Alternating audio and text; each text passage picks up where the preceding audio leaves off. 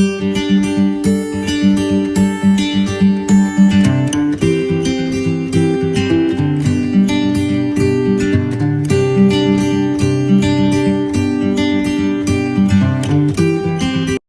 familia y amigos, bendiciones en el nombre poderoso de Jesús. Mi nombre es Elmer Arana, soy apologeta católico y miembro del movimiento misionero San Juan 23. En esta oportunidad vamos a hablar acerca de la objeción protestante de que los libros apócrifos fueron agregados a la Biblia por el Concilio de Trento en el año 1546. Vamos a aclarar que la palabra apócrifo viene del griego apócripto, que significa esconder, ocultar, y se usaba para designar los libros destinados al uso privado de alguna secta, y después vino a utilizarse para designar los libros de dudosa autenticidad o de origen incierto. Vamos a dar una argumentación y una refutación a esta objeción protestante. Esta afirmación no respeta la historia del proceso histórico porque reconoció por canónicos los libros inspirados. Nosotros los católicos decimos que los libros son canónicos porque son inspirados y no al revés.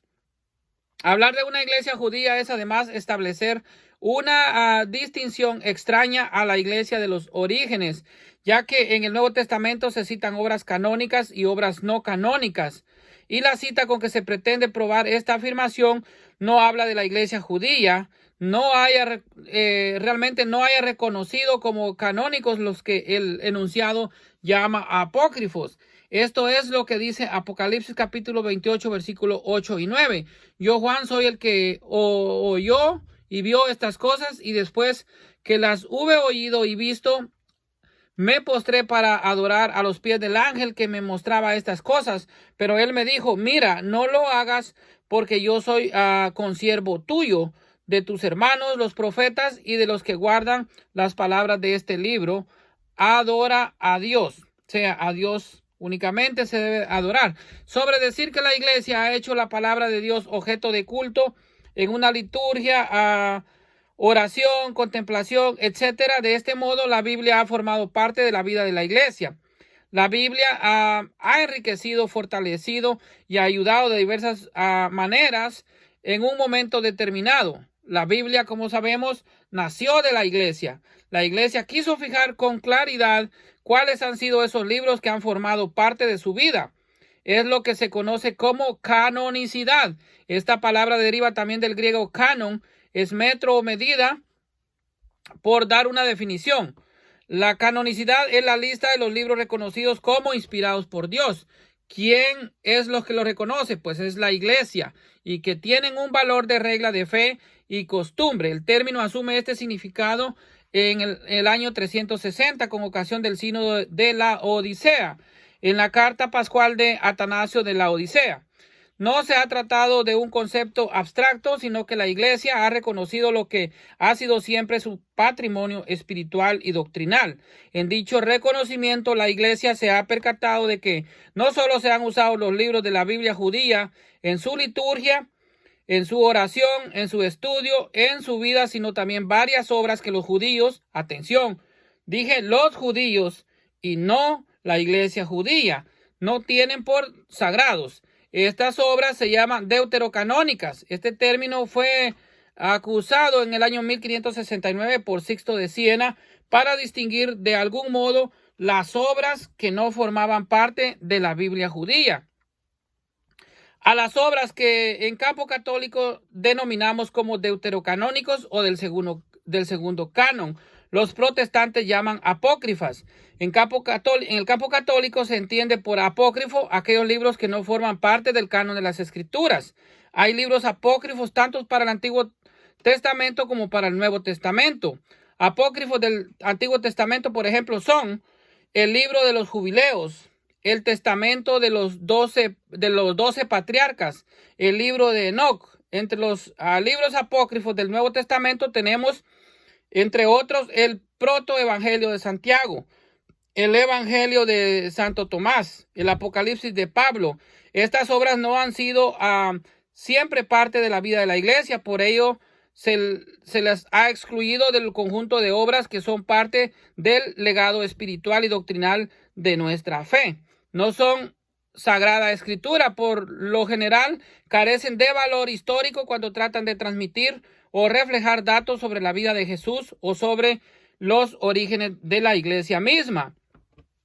Una mención especial merece a este respecto el Apocalipsis de Juan, el último libro no solo del Nuevo Testamento, sino también de toda la Biblia cristiana. Durante muchos años no se le consideró perteneciente a las Escrituras porque algunas sectas primitivas conocidas como milenaristas, sectas primitivas, estas decían apoyarse en ella para hablar del inminente fin del mundo. Concretamente, hablaban del final de los tiempos al cabo de los 1000 años.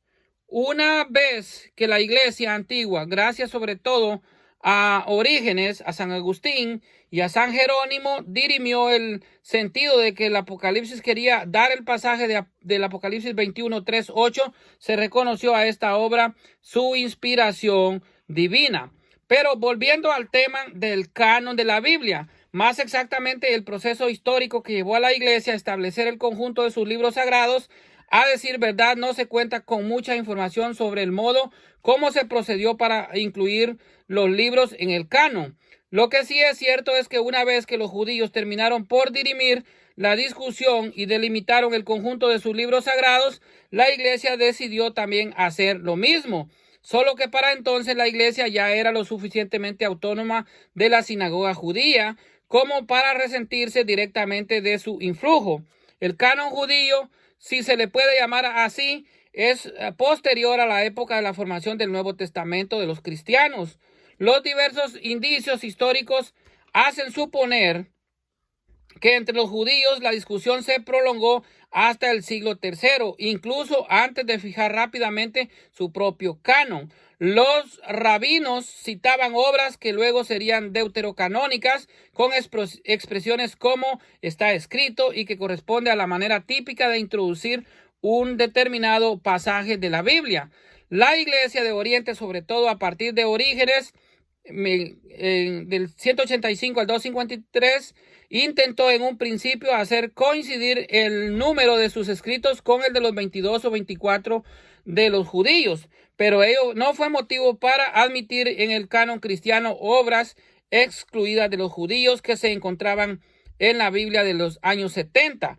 En Occidente, sobre todo gracias a San Agustín, 354 al 430, se adaptó la práctica habitual de la iglesia en el siglo V.